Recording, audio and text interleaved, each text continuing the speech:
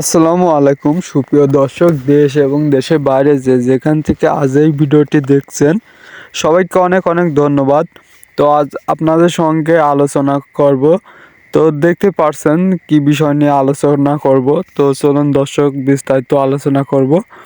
তো আমরা আজ আলোচনা করব ভুট্টা চাষ, বিনা চাষে কিভাবে আমরা ভুট্টা রোপণ করব, এবং বিনা চাষে যদি আমরা ভুট্টা রোপণ করতে পারি তাহলে কিন্তু ফলন বৃদ্ধি পাবে এবং খরচ কম হবে। আর চাষের জমি থেকে বর্তমানে বিনা চাষের জমিতে খরচ কম, এই বিষয়টি নিয়ে আজকে আপনাদের সঙ্গে আলোচনা করব।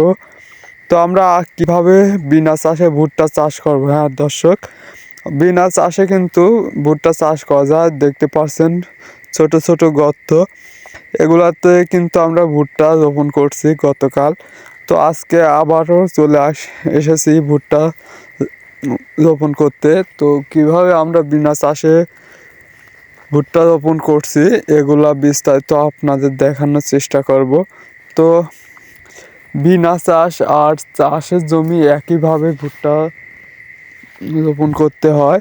তো দেখতে পাচ্ছেন আমাদের প্রতিটা গর্তে কিন্তু ভুট্টা, একটি ভুট্টা থেকে আরেকটি ভুট্টার 8 থেকে 9 ইঞ্চির দূরত্ব গাছ বীজ দেবো আমরা। আর যে সাঙালগুলা করব এগুলা অবশ্যই একটি সাঙাল থেকে আরেকটি সাঙালের দূরত্ব হবে 22 ইঞ্চি, কেউ 24 ইঞ্চি দেয়। তো 22 থেকে 24 ইঞ্চির মধ্যে আমরা দ্রুত দিয়ে সাঙাল টানবো।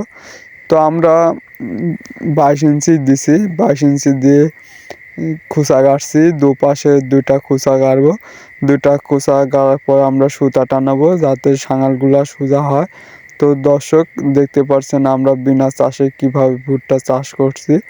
তো এভাবে আমরা এক পাশ থেকে অন্য পাশ সুতা টানাবো। সুতা টানানোর পরে আমরা অন্য একটি খড়সি দিয়ে আমরা ছোট ছোট গর্ত করে নেব। গর্ত করার পরে আমরা গর্তগুলাতে বীজ দেব। তো প্রতিটি সাঙালের দূরত্ব অবশ্যই 22 থেকে 24 ইঞ্চি দিবেন, এবং একটি ভুট্টা থেকে অন্য ভুট্টার দূরত্ব অবশ্যই 8 থেকে 9 ইঞ্চি হবে।